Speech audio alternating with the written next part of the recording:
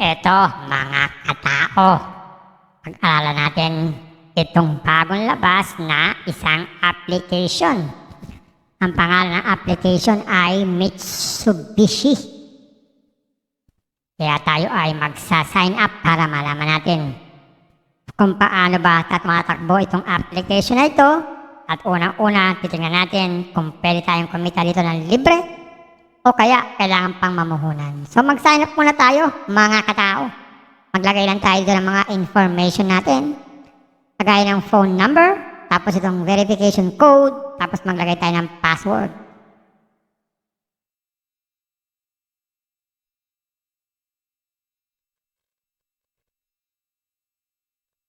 For 744, tapos lagay tayo ng password. Yan, ganyan lang mga katao, kompleto na. Click natin tong register.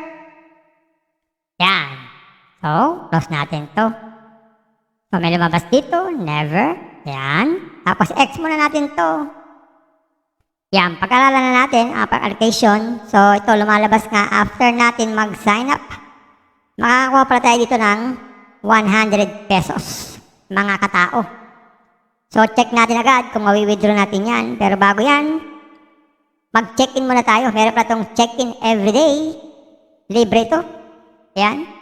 So, umiikot-ikot. Nagkaroon tayo ng 5 pesos pa. Okay. So, check natin. Yan. May 105 na tayo.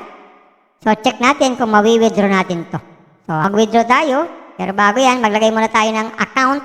Dito sa account. Maglagay tayo ng ating holder's name. Tapos, pili tayo ng bank. Pwede pala dito ang GCash or Maya. GCash na lang tayo.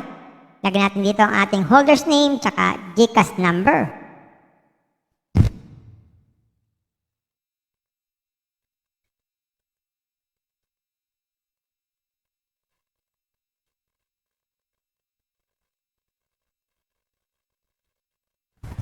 Yan, mga katao, ganyan lang. Click natin tong bind. Test na, meron na tayong account. So, check na natin kung makakapag-withdraw tayo. Withdraw. So, meron tayong 105. So, ang minimum ay 100 pa. Pwede tayo mag-withdraw. Pero may bayad na 8%.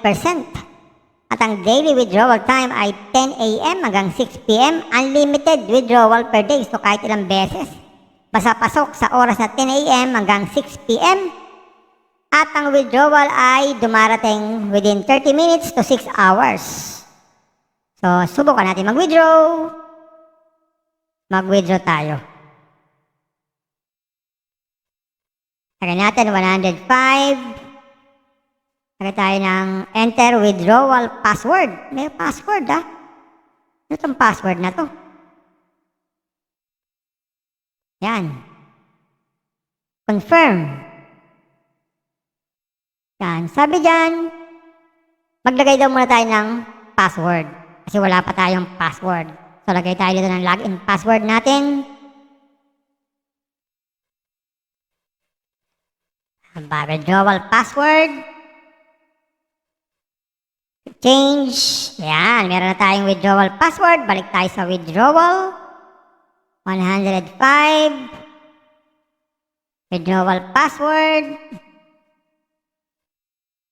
Confirm. Yan, sabi dyan, withdrawal rules, dapat daw mag-invest muna. So, hindi pala pwede dito mag-withdraw pag walang investment. Ayun ang malungkot dito, mga katao. No investment, no withdrawal. So, check na natin yung mga investment na inaalok sa atin dito sa home. X natin to. Yan, ang pinakamalit na investment pala dito ay 400 pesos. Ito raw ay kikita ng 100 pesos sa loob ng 100 days. Ang susunod ay 600, may 180 naman to everyday, 100 days din. Pag 15560 ang everyday, 100 days. At ang pinakamalaki na investment ay 50k na meron 20k. Everyday sa loob ng 100 days. So, 3 araw lang to, bawi na ang puhunan. Meron pa tayong 10,000 na kinita. So, gagawin lang para makapag-invest. Mamimili lang dyan. Click lang tong invest. Yan. Invest now. sabi insufficient balance, mapupunta tayo sa recharge page, 3,000. Pwede pa tayo mag-recharge through GCash or Maya, deposit now. Yan, i-open natin sa ating GCash, tapos mag-transfer ng fund, ayun. Meron na tayong investment, pwede na tayong mag-withdraw everyday, mga katao.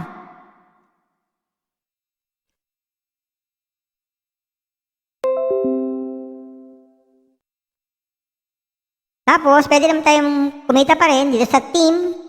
Pindutin natin ang Steam, makakuha tayo ng link natin dyan, i-share sa ating mga kaibigan. Pag sila ay nag-join, meron tayong makukuha ang komisyon.